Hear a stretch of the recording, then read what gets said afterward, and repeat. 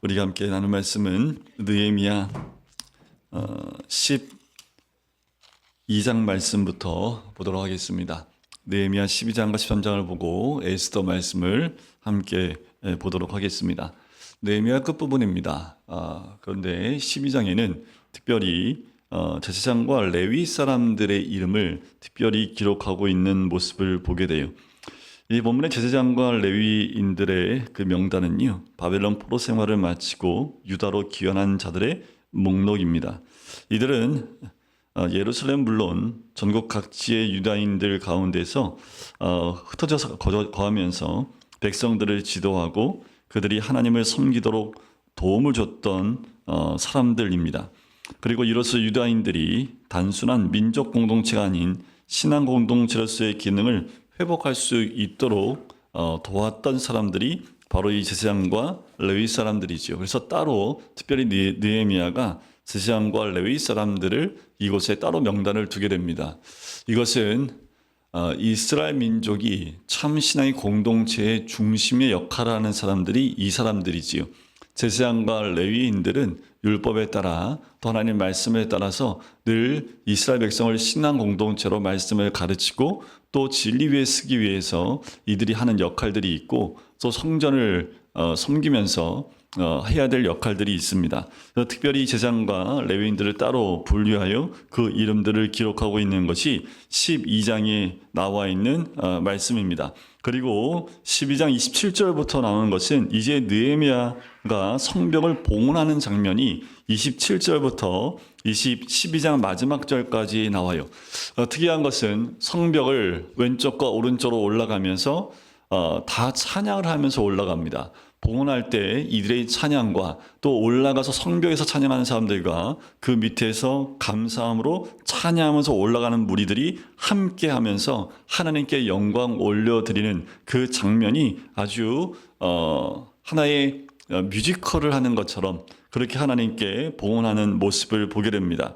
이게 얼마나 큰 예식이었는지 43절 끝에 보면 예루살렘이 즐거워하는 소리가 멀리 들렸느니라 라는 것이요. 그러니까 예루살렘이 즐거워했습니다. 그 말은 예루살렘에 있는 모든 유대인들이 기쁨으로 이 성벽을 봉헌한 것에 대해서 찬양을 드렸고 한 명도 빠짐없이 이 봉헌식을 통해서 하나님께 기쁨과 즐거움과 감사의 제사를 올려드렸다라는 거지요. 그래서 그 즐거워하는 소리가 멀리까지 들렸다고 할 정도로 그렇게 기록이 됩니다.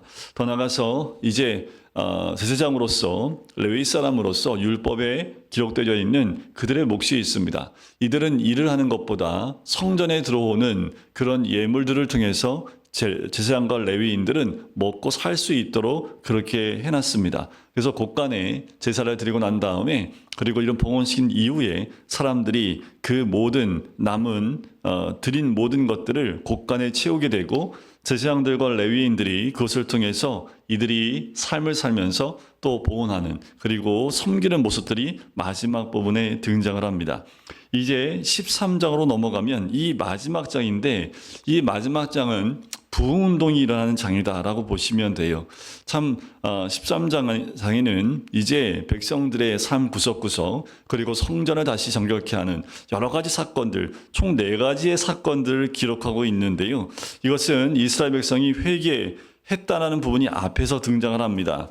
자, 이 회개한 내용들은 저번 주와 함께 나눴는데 그에 따른 행동이 13장에 나온다고 보시면 돼요. 회개한 것을 이제 이방 여인과 결혼했던 것들 그리고 성전을 더럽혔던 모든 것들을 다시 회복시키겠다는 회개 운동이 일어나면서 그것을 진짜 순종하여 행하는 모습이 13장에 등장한다고 보시면 됩니다. 7장에서는 리더 2명을 세우고 아닥사스당 왕에게 갔다가 돌아오는 느헤미야의 그 이야기가 나옵니다. 그때가 에스라 시절보다 더 안 좋은 상황이 벌어지고 있는 것을 느헤미야가 보게 돼요. 그 느헤미야가 2명의 리더를 세워놓고 이제 본국에 자기의 소명을 가하고 이제 총독으로서의 역할을 감당하고 난 이후에 아닥사스다 왕이 갔다가 다시 왔을 때 이 이스라엘 백성들 가운데 신앙이 무너져 버린 그들의 모습을 다시 한번 보게 되는 거예요. 그래서 13장 전체에는 이 무너진 부분들을 다시 회복시키면서 이들의 신앙을 회복시키는 그 장면이 13장 한 장에 다 기록되어져 있습니다. 첫 번째 종교개혁이 뭐냐면 1절부터 9절까지 나오는데 이 내용은 성전을 깨끗하게 하는 내용이 나옵니다. 일단 13장 1절에 보면 그날 모세의 책을 낭독하여 백성에게 들렸는데 그 책에 기록하기를 암몬 사람과 모압 사람은 영원히 하나님의 총회에 들어오지 못하리니, 이건 총회 참여권에 대해서 신명기 23장에 있는 말씀을 그대로 인용합니다. 자, 그런데 중요한 건 뭐냐면 4절에 보면 이전에 우리 하나님의 전의 방을 맡은 제사장 엘리야십이 도비야와 연락이 있었으므로 도비야를 위해서 성전에 큰 방을 만들었는데 그 방의 원래 소유물은 원래 소재물과 유향과 이런 것들을 채우는 곳인데 그곳에 이 사람을, 도비야라는 사람을 그곳에 머물게 했다라는 거예요. 그래서 7절에 보면 총회 참여권이 나온 이유가 나온 거지요. 예루살렘에 이르러서야 엘리야십이 도비야를 위하여 하나님의 전 뜰에 방을 만든 악한 일을 알게 됩니다. 그러니까요, 지금 성전에 들어오지 말아야 될 이방 사람들이 들어와 있다라는 거예요. 이거는 금지되어 있는 겁니다. 율법에도 금지되어 있는데 이런 일을 누가 해요? 누가 합니까? 제사장입니다. 그때 제사장 엘리야십이 도비야와 연락해서 이방 사람을 성전에, 그러니까 성전을 더럽힌 거지요. 하나님의 뜻 가운데 성결하고 전결해야 될 그 성전이 더럽혀지게 된 겁니다. 그러니까 느헤미야가 이것을 보고 어떻게 해요? 그 세간을 다 끄집어냅니다. 8절에 내가 심히 근심하여 도비야의 세간을 그 방 밖으로 다 내어 던지고, 좋은 게 아닙니다. 여러분, 우리가 지켜야 될 것이 있고 정결함과 거룩함 가운데 지켜야 될 것이 있는데 이것이 허물어져 버리면 끝인 거예요. 그런데 뭐 서로 관계가 좋고 좋은 게 좋은 거라고 굳이 뭐 그럴 필요 있어요 라고 얘기하면 다 무너져 버립니다. 조심해야 될 부분이에요. 우리의 삶에 우리가 지켜야 될 것이 있는데 뭐 그렇게까지 뭐 퍽퍽하게 신앙생활을 하냐 하면서 한 가지 두 가지 길이 열리고 또 이 세상의 것들이 들어올 수 있도록 타협하기 시작하면 그 순간부터 이미 이제 정결함은 무너진 거기 때문에 신앙은 무너지게 되어 있습니다. 왜 교회가 세상의 욕을 먹게 됩니까? 지켜야 될 것 못 지켜서 그래요. 아닌 건 아니어야 되는데 뭐 때문에 교회가 자꾸만 밖에서 나오는 외부에서 소리를 듣게 되냐면 부흥이라는 것을 숫자의 증가로만 이야기하다 보니까 어떤 방법으로든 교회의 사람들을 채우는 것에 목적이 됩니다. 그래서 교회에서 하는 모든 일들이 사람을 끌어모으는 일에 거기에 모든 걸 다 쏟아부어요. 물질도 쏟아붓고 시간도 쏟아붓고 모든 열정을 다 쏟아붓습니다. 전도하는 건 좋아요. 복음은 전해야 됩니다. 그런데 복음을 전하는 것이 목적이 아니라 사람을 많이 모이게 하고 많은 사람들이 모이는 것. 그래서 교회들이 생명을 살리는 것보다 사람을 모이게 하는 방법이 더 탁월하게 발전되어져 있는 교회들이 굉장히 많습니다. 어떤 큰 대형 교회는 그 주변의 상권은 교회에 등록 안 하면 거기서 장사를 못할 만큼 그런 교회도 있어요. 그 장사를 잘하려면 교회 나오라고. 그래서 어쩔 수 없이 교회에 나가서 신앙생활 아닌 신앙생활을 하고 있는 그 소상공인들이 있다라는 거예요. 그 얘기 들으면서 참 가슴이 아프더라고요. 그들이 먹고 살기 위해서 교회에 나가요. 그게 전도입니까? 아니죠. 그게 아닌데 교회들이 그런 짓들을 해요. 물질 가지고 오히려 세상 사람들을 겁박하는 일들을 물질의 힘을 가지고 행하는 모습들을 봐요. 다 무너져 버린 겁니다. 정결함과 거룩함이 무너진 곳에 하나님의 임재가 없지요. 하나님의 임재가 없는 곳은 뭐가 있습니까? 어둠의 영밖에 없어요. 사람의 욕심과 정욕과 그리고 탐욕에 따라서 교회가 움직일 수밖에 없는 거지요. 그러니까 어떻게 해요? 이거 싹 다 제거해야 되는 거지요. 없애야 되는 거예요. 그래서 9절에 명령하여 그 방을 정결하게 하고 하나님이 전에 그릇과 소재물과 유향을 다시 그리로 들여 놓았느니라. 자, 그래서 다시 성전이 성전으로서의 역할을 감당할 수 있도록 다시 제 위치로 올려놓은 거예요. 자, 우리 그리스도인이 그리스도인의 위치를 잃어버리면 더 이상 구원받은 백성이 될 수 없습니다. 아무것도 아니에요. 여러분들 이 느헤미야가 제일 먼저 회복하는 것이 성전입니다. 신앙이에요. 믿음이에요.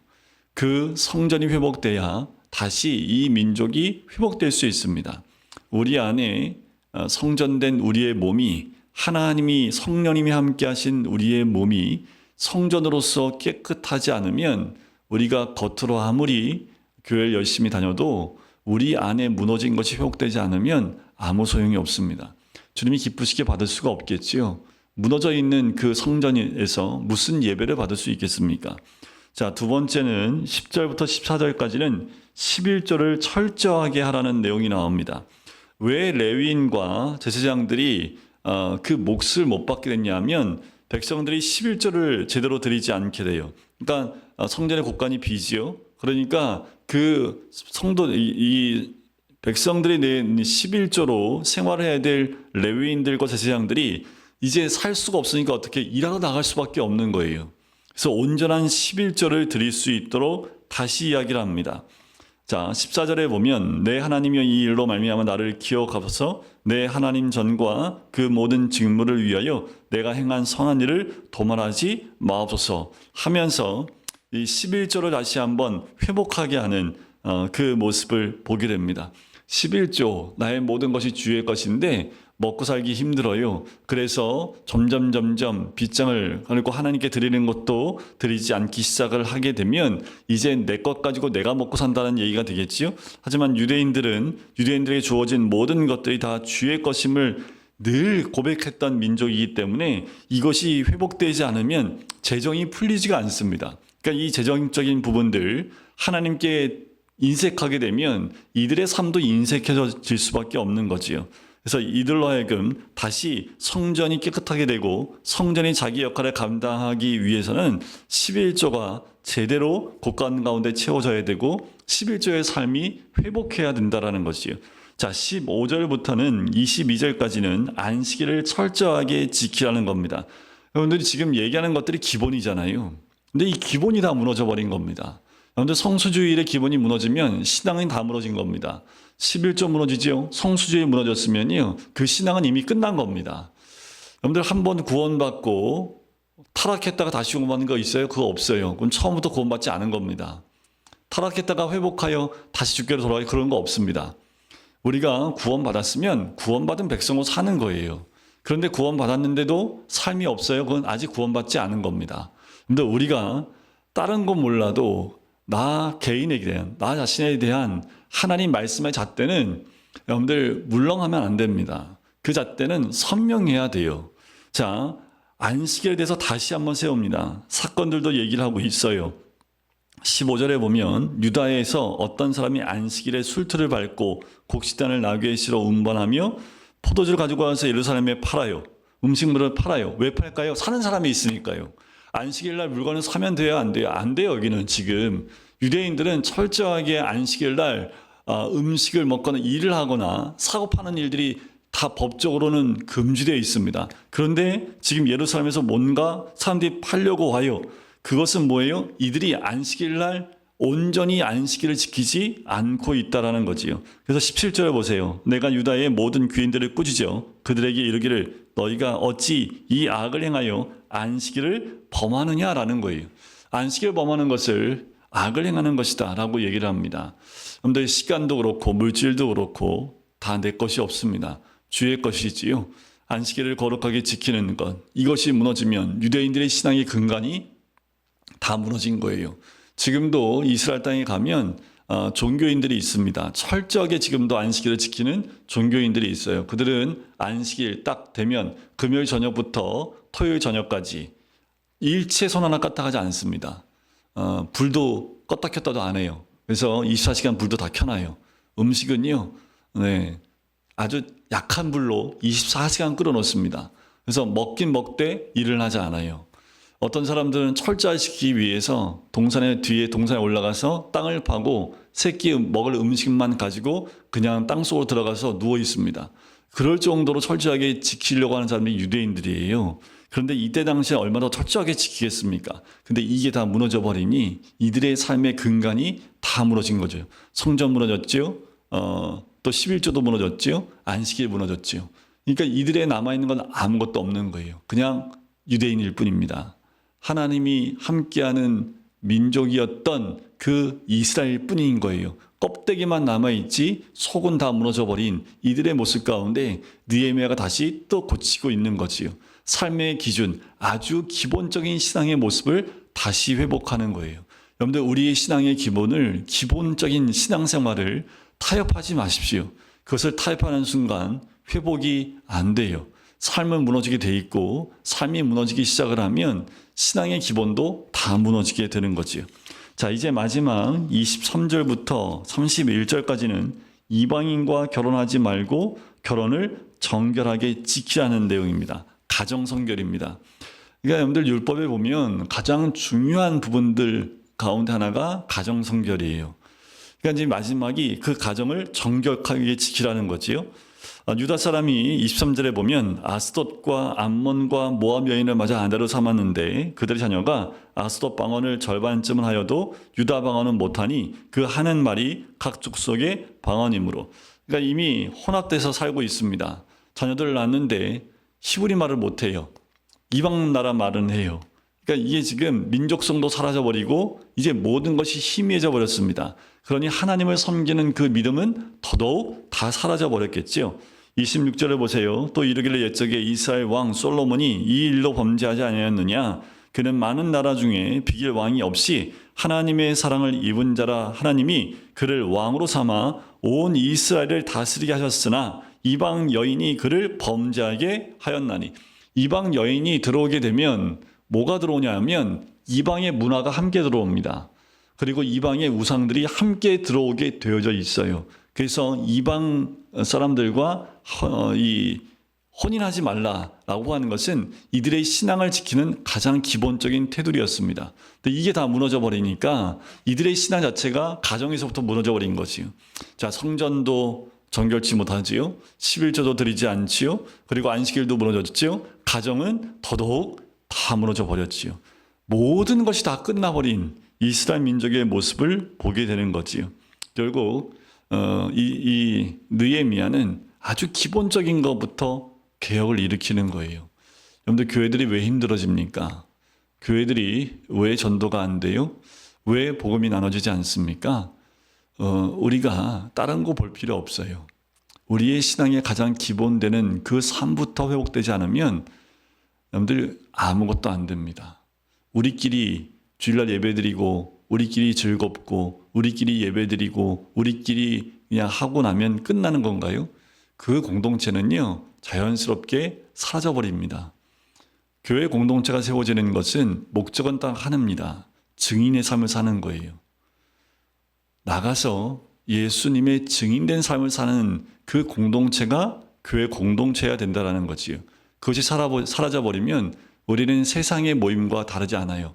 우리끼리 먹고 즐기는 모임과 다르지 않습니다. 하나님이 교회에 복을 줄 필요가 없지요. 그냥 우리끼리 모여서 즐겁게 놀고 먹고 마시는데 하나님이 이곳에 복을 주실 필요가 없는 거지요. 교회의 역할은 교회로서의 역할을 감당하는 겁니다. 그것을 못하면 교회에 존립하는 것은 세상의 모임과 다르지 않다라는 거지요. 그러니까요, 느헤미야가 마지막 장 가운데 이 한 장을 통해서 이스라엘이 회복할 수 있는 모든 기본적인 것들을 다시 종교 개혁을 일으키는 모습입니다.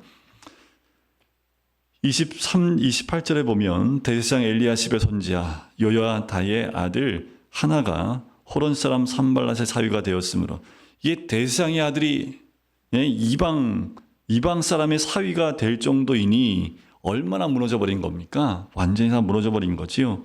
30절, 내가 이와 같이 그들에게 이방 사람을 떠나게 하여 그들을 깨끗하게 하고 또 제사장과 레위 사람의 반열을 세워 각각 자기 일을 맡게 하고 또 정한 기한에 나무와 처음 익은 것을 드리게 하였사오니, 첫 열매 드리는 거죠. 내 하나님이여 나를 기억하사 복을 주옵소서. 마지막 기도를 하면서 느헤미야가 끝을 맺게 됩니다. 여러분들, 이렇게 무너지기는 쉬운데요, 다시 회복하기에는 굉장히 큰 고통이 따릅니다. 잘라내야 될 것, 회복해야 될 것, 하지 않았던 것들 다시 하기 시작하는 것은 정말 쉽지 않아요. 왜? 쓰지 않았던 근육을 쓰기 시작하면 그것이 너무너무 아프지요. 그것이 부드러워질 때까지는 한동안 그 아픔을 참고 견디지 않으면 근육이 생길 수가 없는 거하고 똑같아요. 영적인 것도 우리가 한번 무너지는 건 쉬운데 다시 영성이 회복되어지는 건요, 몇 배의 노력을 해도 쉽지 않은, 그것이 바로 우리의 영적인 회복입니다. 느헤미야는 강건적으로 이 모든 것을 다시 회복하는 길을 선택하지요. 그리고 하나님 기억해 달라고, 하나님 도와달라는 기도와 함께 이 모든 일을 해나갑니다. 우리의 삶이 무너지지 않는 것, 여러분들 무너지지 않아야 될 아주 기본적인 것들을 지켜나갈 때 우리의 신앙이 세워져야 여러분들 가정이 세워지고 교회가 세워지고 나라가 세워집니다. 이 나라가 왜 이렇게 힘들어요?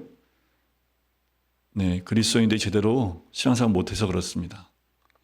하나님은 다른 사람 때문에 이 땅에 고난 주는 거 아니에요. 안 믿는 사람들 때문에요? 아니요. 그들은 이미 믿지 않는 죄인들이기 때문에 하나님이 주목하여 보는 사람들은 그리스도인입니다. 교회입니다. 그런데 이 땅에 있는 교회들이, 이 땅에 있는 그리스도인들이 정신을 차리고 있지 않으니까 이 땅이 무너질 수밖에 없지요. 이 땅이 다시 한번 느헤미야 시대와 같이 종교개혁이 일어나서 우리 신앙의 기본부터 다시 회복해야 돼요. 기도와 말씀과 예배와 그리고 예물과 그리고 우리의 모든 것들 가운데 섞여져 있는 어둠의 것들, 죄된 것들을 다 분리하고 제거해 나가고 다시 하나님의 사람으로 우뚝 서게 되는 거죠.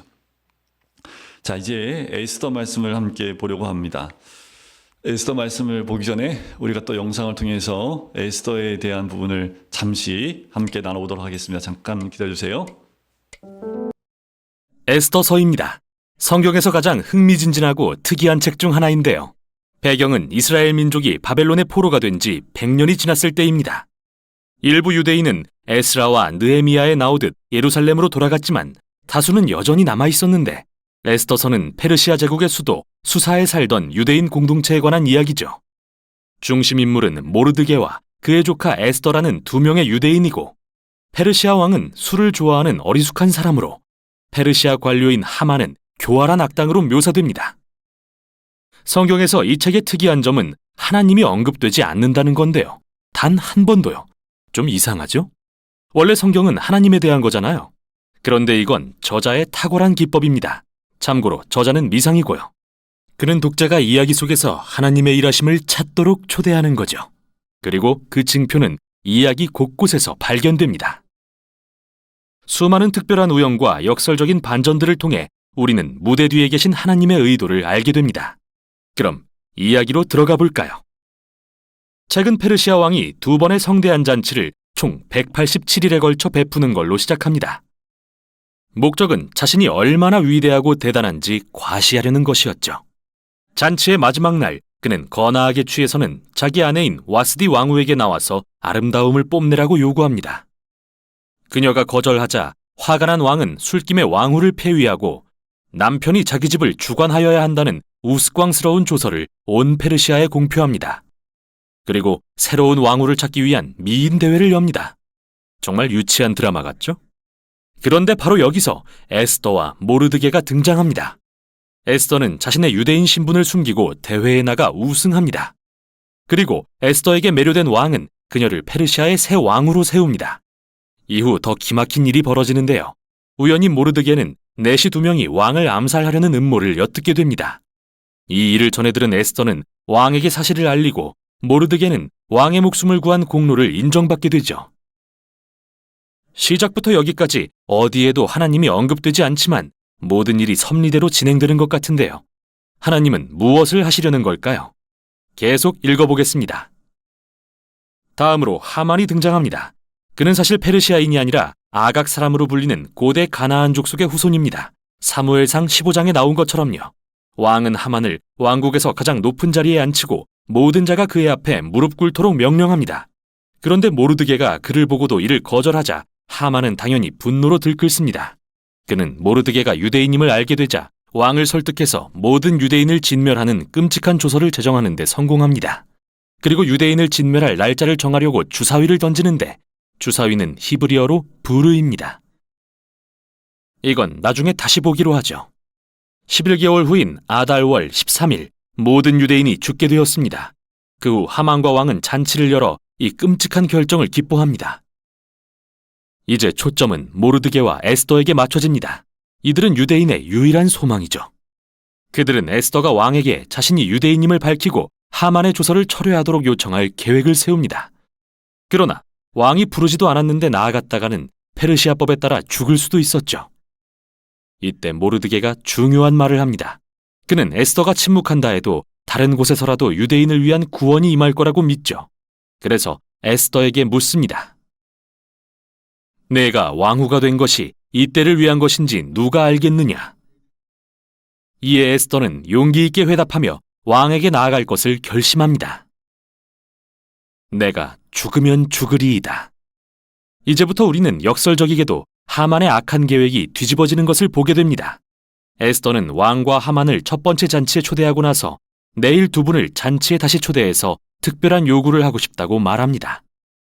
만취한 채 잔치를 떠난 하만은 길에서 모르드게를 보고 화가 머리끝까지 나서 내일 아침에 모르드게를 매달도록 높은 장대를 세우라고 명령합니다. 모르드게와 유대인에게 최악의 상황같이 보입니다. 그러나 한순간에 이야기가 전환됩니다. 마침 그날 밤 왕은 잠이 오지 않아 침상에서 궁중실록을 읽게 합니다. 그런데 마침 전에 모르드게가 자신의 목숨을 구했던 사건을 듣게 됩니다. 완전히 잊고 있었던 일이죠. 다음날 아침 하만이 모르드게의 처형을 요청하러 들어오자 바로 그때 왕은 하만에게 자신의 목숨을 구한 모르드게를 공개적으로 치하할 것을 명령합니다. 하만은 모르드게를 왕의 말에 태운 채 성안 거리를 다니며 모두에게 그를 칭송하라고 해야 합니다. 바로 이 순간이 이 책 전체의 전환점이죠. 이제 하만은 몰락하고 모르드게는 부상하기 시작하는데요. 어떻게 되는지 보시죠. 에스더의 두 번째 잔칫날이 되었습니다. 왕과 하만이 도착하자 에스더는 먼저 자신이 유대인임을 밝힙니다. 둘째로 하만이 왕을 구한 모르드게와 에스더 자신 그리고 모든 유대인을 말살하려는 조서를 제정했음을 알립니다. 술에 거나하게 취한 왕은 이 이야기를 듣자 다시 한번 분노가 극에 달해서 모르드게를 매달기 위한 장대에 하만을 처형하라고 명령하기에 이릅니다. 하만에게는 참 역설적이면서도 끔찍한 결말입니다. 그러나 하만을 처형한다고 유대인 말살 조서가 없어지는 것은 아니죠. 그래서 에스더와 모르드게는 조서를 되돌릴 계획을 세우려다가 왕이 한번 공표한 조서는 철회할 수 없다는 걸 알게 됩니다. 그래서 대신 왕이 모르드게로 하여금 새로운 조서를 제정하게 하죠.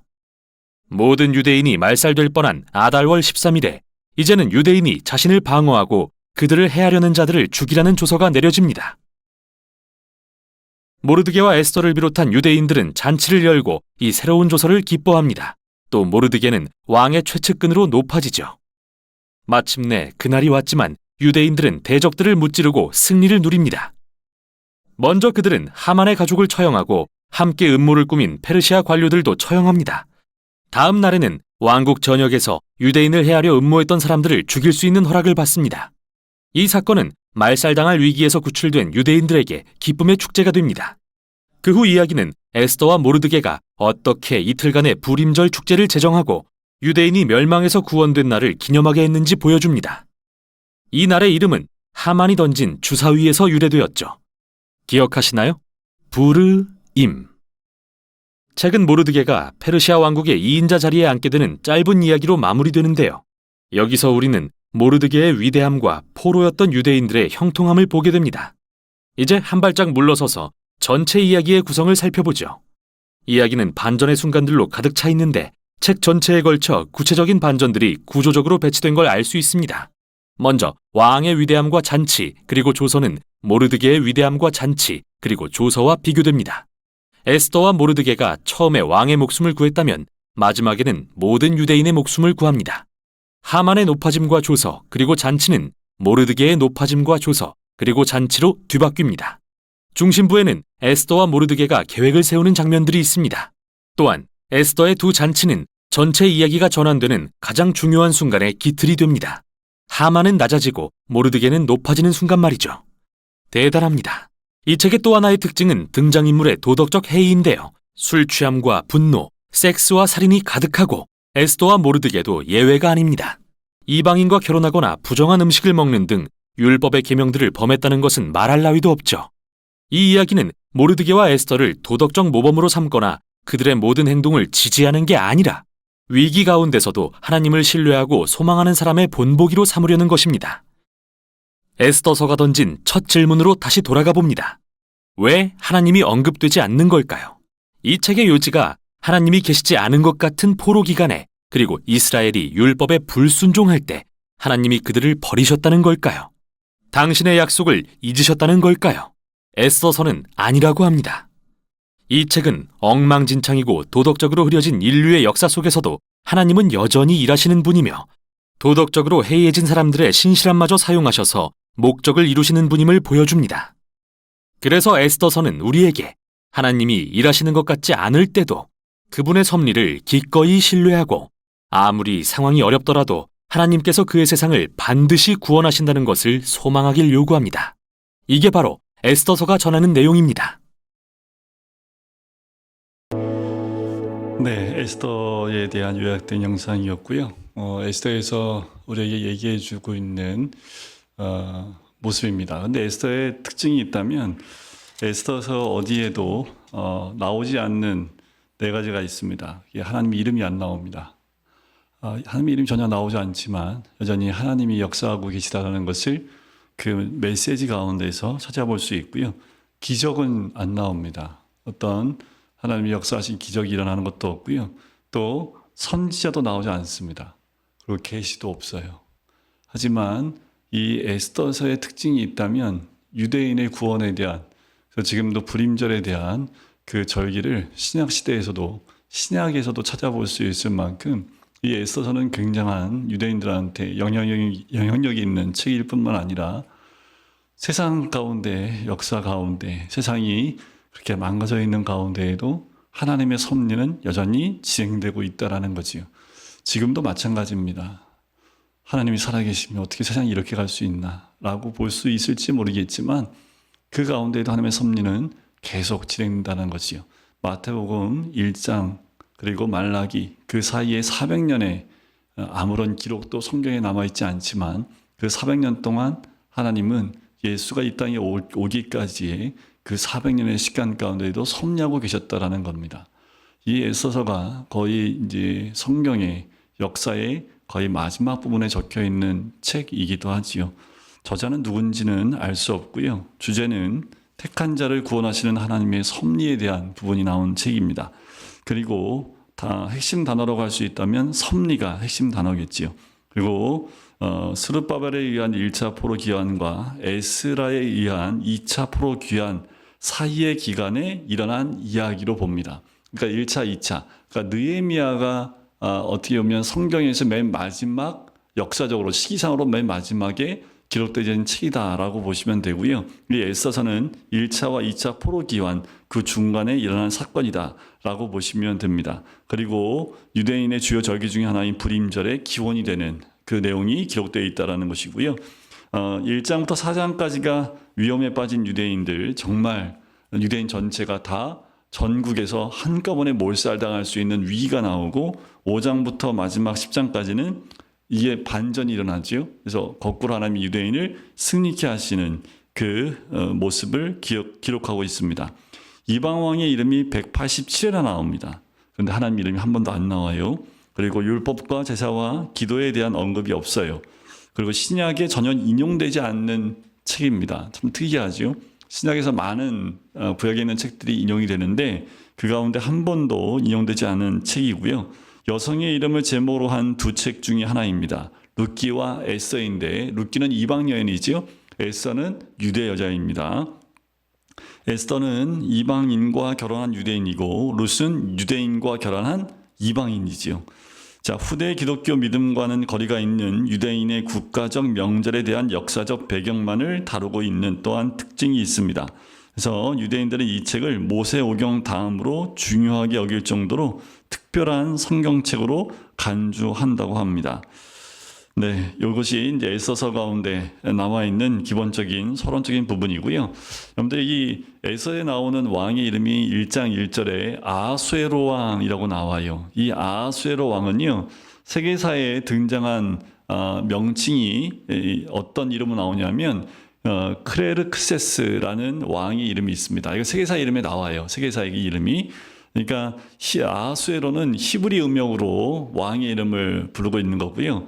당시 헬라어 음역으로 하면 크레르크세스라는 왕의 이름이 있습니다. 세계사에 등장한 이름이고 또 세계사에 이 왕에 대한 기록이 여전히 남아있지요. 그러니까 아하수에로 왕, 크레르크세스 두 왕은 같은 왕이라는 것 정도는 알고 계시면 좋을 것 같아요. 자, 1장은 에스더가 왕비로 세워지는 왕비가 되는 배경 설명하는 것이 1장의 전체 내용으로 보시면 됩니다.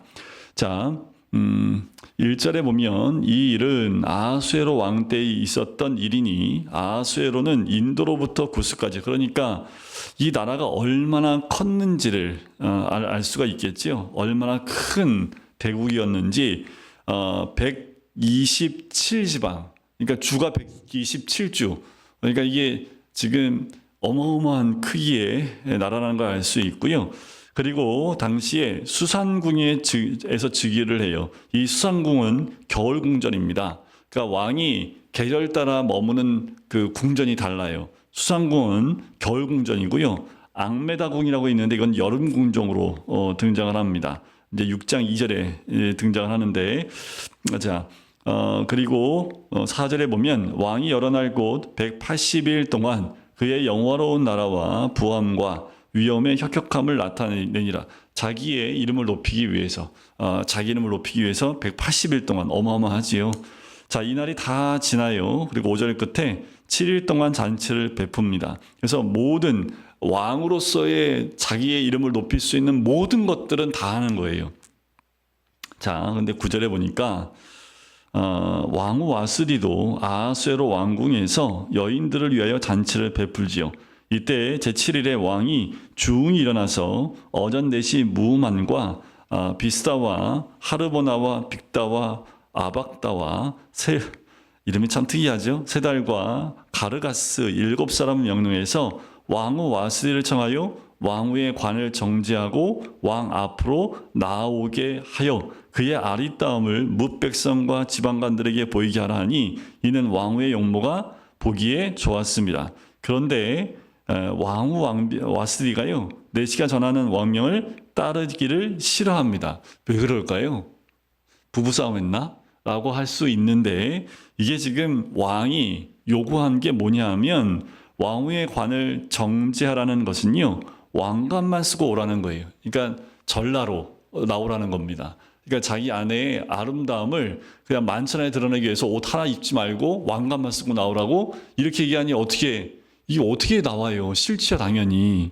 그런데 왕명이기 때문에 이걸 거부하게 되면 문제가 생기는 거예요. 그러니까 이게 지금 이 나라가 얼마나 타락해 있는지에 대한 부분을 여실히 볼 수 있는 겁니다. 성적으로 타락해 있을 뿐만 아니라 이 180일 동안 진행되는 이 축제 가운데 얼마나 음란한 짓들이 많았겠습니까? 자, 그 가운데 왕이 이제 왕명을 따르지 않으니까 왕이 진노하지요. 그래서 마음속에 불 붙는 듯 합니다. 그래서 왕이 사례를 아는 현자들에게 물어요. 그때 왕에게 가까이 왕의 기색을 살피며 그러니까 왕이 두려우니까 어떻게 해요? 왕에게 합당한 말을 전해주는 거지요. 그래서 왕후를 폐위할 수 있는 폐위를 해야 됩니다. 라는 그 얘기를 해주고 있는 거예요. 어떻게 하든 부부를 어떻게 하든 화해시키려고 하는 게 아니라 왕이 두려우니까 어떻게 해요? 왕후를 폐위할 수 있는 방법을 제시를 합니다. 그렇게 해야 된다고 아예 당연하게 얘기를 해요. 그래야지 왕 권위가 세워지고 각 가정에 이 남편의 권위가 세워질 수 있습니다. 하면서 더 이 왕을 옆에서 자꾸 더 부채질하고 있는 모습을 보게 되지요. 그래서 어떻게 해요? 왕위를 폐위시켜 버립니다.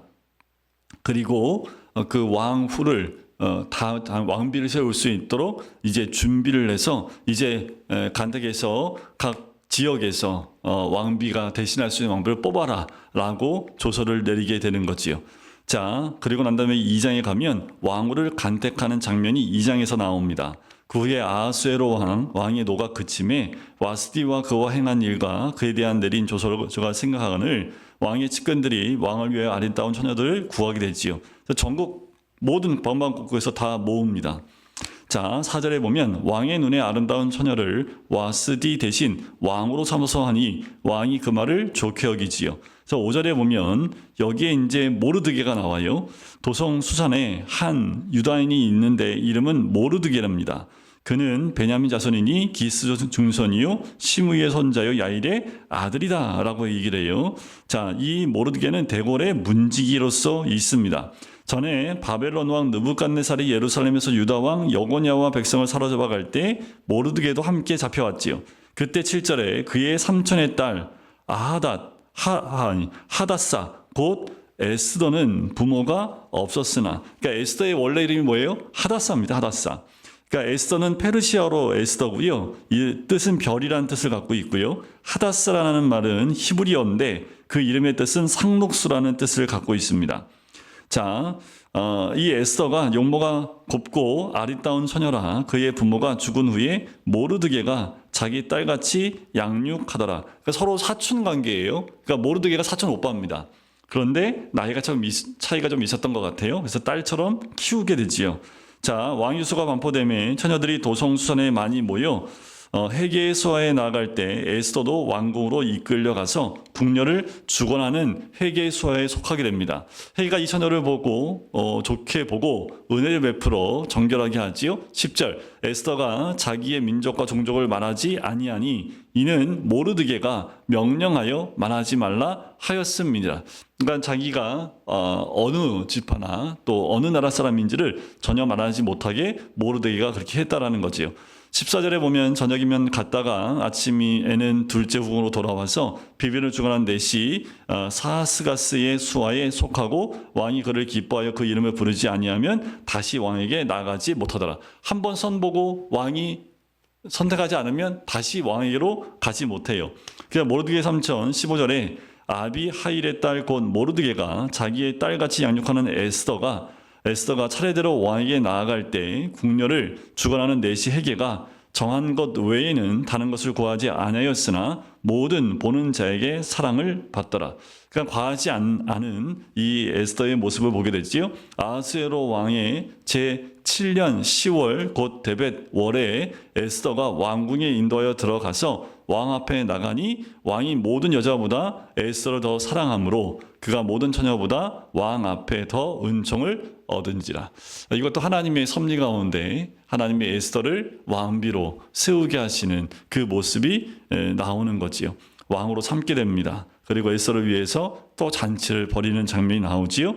자, 그와 동시에 이제 21절 모르드게가 대궐 문에 앉았을 때 문을 지키던 왕의 넷이 빅단과 데레스 두 사람이 원한을 품고 왕을 암살하는 음모를 꾸미게 됩니다. 이 일을 알아서 왕후 에스더에게 알려요. 그래서 에스더가 모르드게의 이름으로 왕에게 아뢰게 됩니다. 조사하여 실증을 얻었으므로 두 사람을 나무에 달고 그 일을 왕 앞에서 궁중일기에 기록하니라. 그러니까 왕후가 되고 난 다음에 이 사건을 잠깐 언급을 합니다. 그리고 난 이후에 이제 하만과의 사건이 3장에서 등장하게 되지요. 지금 하나님께서 이 모든 일들, 특별히 이방 땅 가운데 포로로 잡혀간 유대인들 가운데 일어난 가장 중요한 이 사건을 에스더라는 말씀을 통해서 우리에게 기록하고 있는 거지요. 자, 다음 주에 이어서 3장부터 이제 에스더서를 함께 볼 텐데 우리가 꼭 기억하셔야 될 것은 세상은 자기가 뜻하는 대로 가는 것 같고 자기들이 채우고 싶어 하는 대로 욕망 대로 사는 것 같지만 우리가 꼭 기억해야 될 것은 하나님의 섭리는 지금도 이 땅 가운데 임하고 있다라는 것. 그리고 하나님의 섭리 가운데 하나님이 인도하시는 계획대로 움직여가고 있다라는 것. 그리고 하나님의 눈은 하나님 백성에게 집중되어져 있다라는 것. 그리고 그 백성들을 향한 하나님의 섭리가 있다는 것을 우리가 이 에스더서를 통해서 꼭 깨달아야 될 줄 믿습니다.